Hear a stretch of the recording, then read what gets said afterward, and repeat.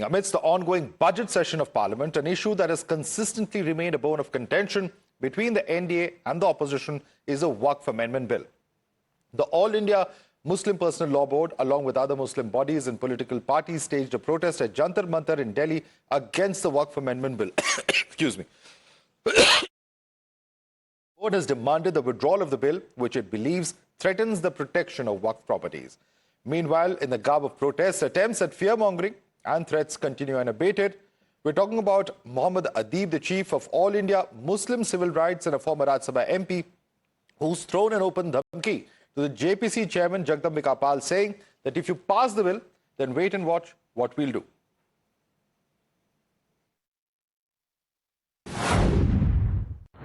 और हम कॉशन कर रहे हैं चंद्रबाबू नायडू को, हमारे पासवान साहब को और नीतीश कुमार को, याद रखिए दुनिया जब तक कायम रहेगी, अगर आप इस वक्त नाजुक वक्त में इस बिल की तायीद करेंगे तो आपको मुसलमान कभी नहीं माफ करेगा।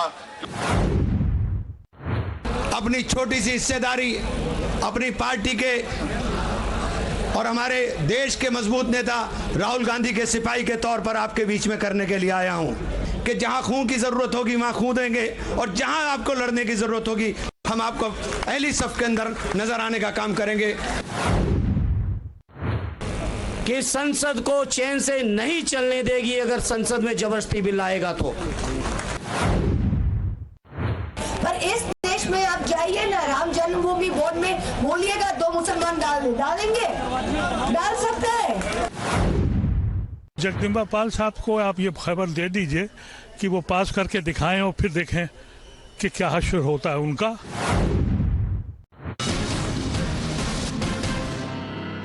All right, there's some breaking news coming in. In fact, this time it is coming in from Nagpur, where clashes have erupted. And in fact, we've seen cars set ablaze, stones pelted as well in Nagpur.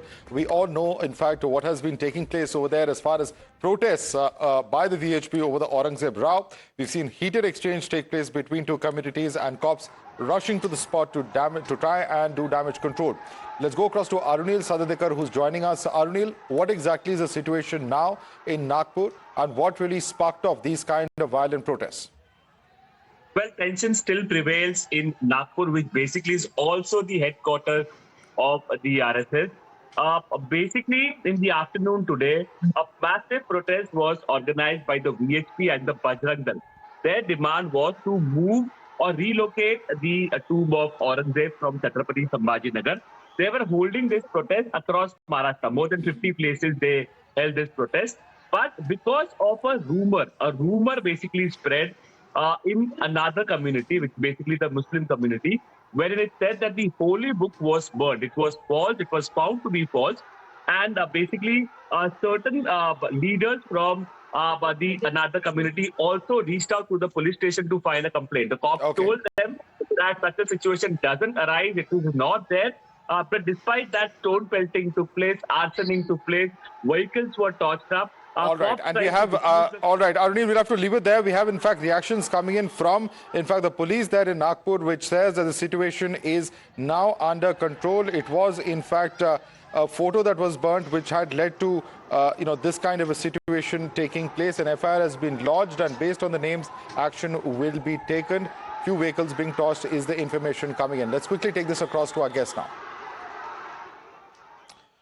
All right, joining us is Sanju Verma, national spokesperson of BJP. We have Rajiv Riaz Pratapgarhi, political analyst, joining us. Kapil Srivastav, spokesperson of the Samajwadi Party. Of course, the issue being raised at this point of time, we know what is happening on ground there in Nagpur, but notwithstanding, today is the day where Rajiv Riaz Pratapgarhi, we have seen your leaders come out and say that, Waqf will be snatched by the government. We have people such as, the gentleman who represents the Muslims, All India Muslim Civil Rights Organization, who says that go and tell Jagdambika Pal that if he passes the bill, what will happen to him?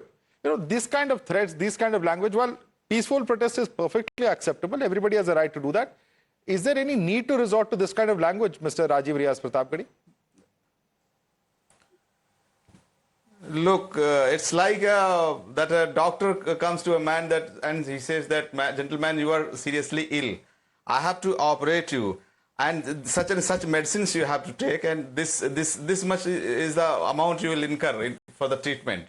Whereas the man says, I'm fit and fine, I don't require any treatment. So this is what is happening with Muslims. BJP is trying to do that. So the dhamki is the said treatment. once in parliament. What is the that treatment ideal here? What is situation for the dhamki then? implementation- It's a treatment. This is reaction. This is reactionary. This is reaction. Gesture of gentleman. Really? This is reaction. How many patients have Yes, you heard yes, of who this threaten the provocative. doctor, sir? They provocate. BJP is what BJP is. How often do patients threaten the doctor? And what is the provocation See, here? let me finish. Yes, let me finish. Once Baba Sahib Ambedkar said in parliament that the ideal situation for the implementation of any law is the society should be mature enough to accept it. The society is not ready and you want to give a treatment to the patient, that's not right.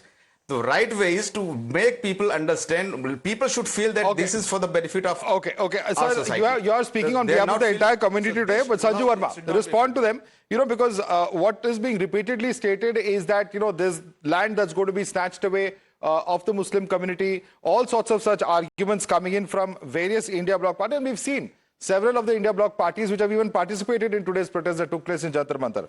Your response, Sanju Verma. Madhav, first and foremost, let me make one thing very clear, that the Waqf Amendment Act, there has been a discussion pertaining to almost as long as 111 hours. 286 organizations and stakeholders participated in 38 sessions spanning over 112 hours. And then you had a 282-page dissent note, which was discussed threadbare. 286 stakeholders who participated, 44 amendments which were discussed threadbare. So my first argument is this: nothing was done unilaterally by the BJP. There was a Waqf committee headed by Jagdambika Pal, who has been a member of the Lok Sabha for the longest time, since 2009, and for the longest time, before moving on to the BJP, he was an erstwhile Congress MP.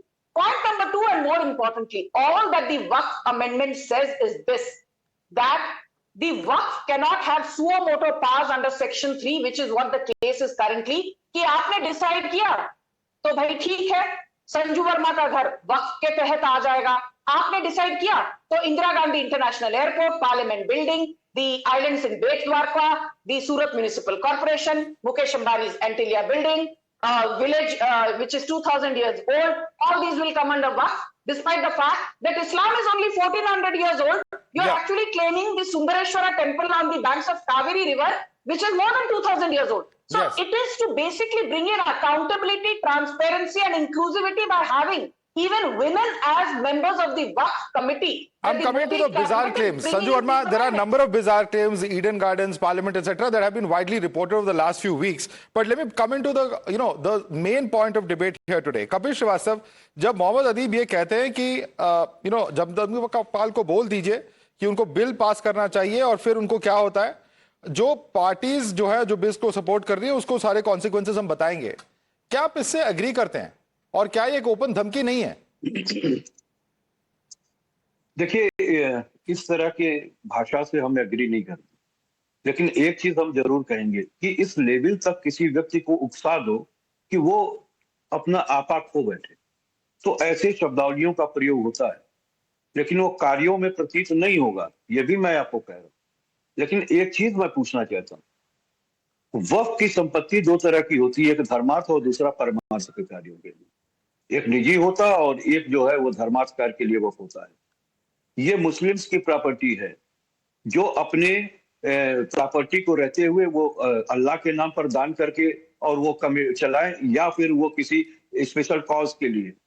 मैं ये पूछना चाहता हूं कि दूसरों के घर में भारतीय जनता पार्टी झाड़ू क्यों लगाना चाहती है? ये उस कमेटी के और मुस्लिम पर्सनल लॉ बोर्ड को तय करने दीजिए कि अगर उनको कोई संशोधन चाहिए.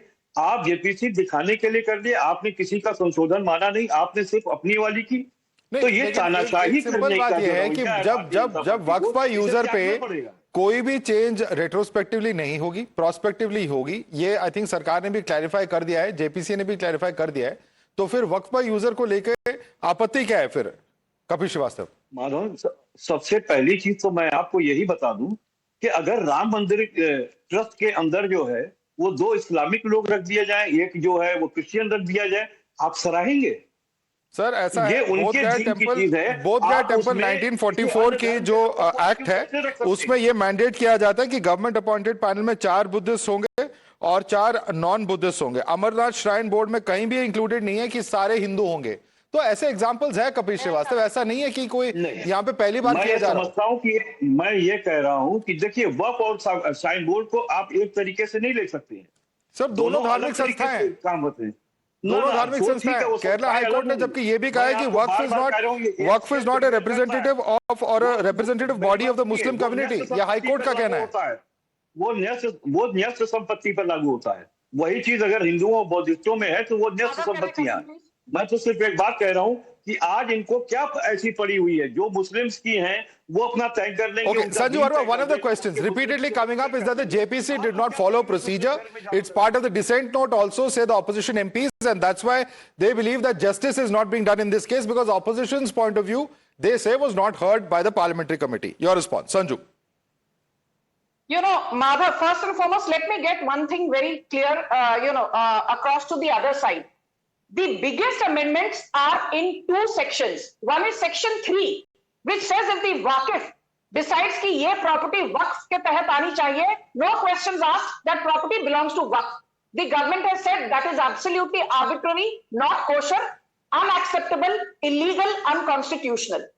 आप किसी के भी प्रॉपर्टी पर एनक्रोच करके ये नहीं कह सकते, ट्रेसपास करके ये नहीं कह सकते, भाई वाकिफ ने तय कर दिया अभी माधव की प्रॉपर्टी तो हमारी है, संजू वर्मा का घर तो हमारा है, द्वारका में जो आइलैंड्स है वो तो हमारे हैं, 2000 पुराना मंदिर जो कावेरी रिवर पर है वो तो जी हमारा है।